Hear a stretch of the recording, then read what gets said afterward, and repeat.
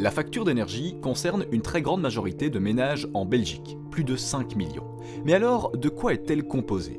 Une facture de gaz et d'électricité se divise en 4 grandes composantes.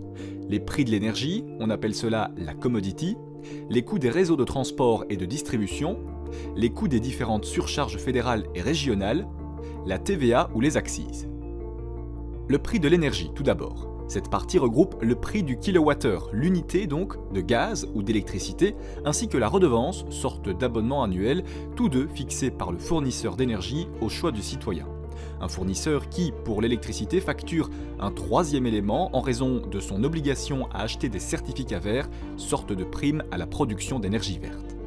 Viennent ensuite les coûts de réseau. Il s'agit ici des frais liés au transport et à la distribution de l'énergie.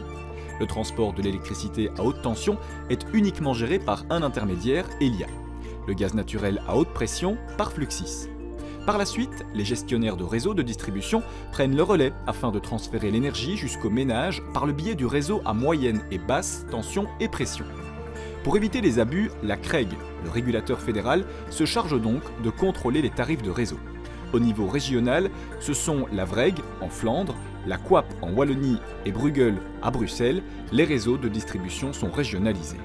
Enfin, et en dernier point, ce sont les taxes et surtaxes. Cette partie englobe la TVA, tout comme les autres surcharges imposées par les autorités fédérales et régionales. Celles-ci comprennent en partie la cotisation sur l'énergie ainsi que la cotisation fédérale. Concluons cette explication par deux graphiques. Selon la CREG, en juin 2021, en Wallonie, ce sont les coûts de réseau qui pèsent le plus lourd sur le budget électrique des ménages. Aujourd'hui, ce n'est plus le cas. Le prix de l'énergie, la commodity donc, est devenu le premier coût à cause de l'augmentation des prix. Le gaz naturel, lui, peut être cher, même s'il y a moins de surcharges et de coûts de réseau.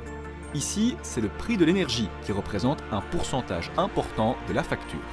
C'est donc bien le fournisseur qui établit votre facture de gaz et d'électricité. Il récupère la somme due et reverse ensuite à chaque acteur la part qui lui revient. Outre le montant total, il est donc tout aussi important de se concentrer sur le montant du gaz et de l'électricité pour mieux comprendre les tendances du secteur.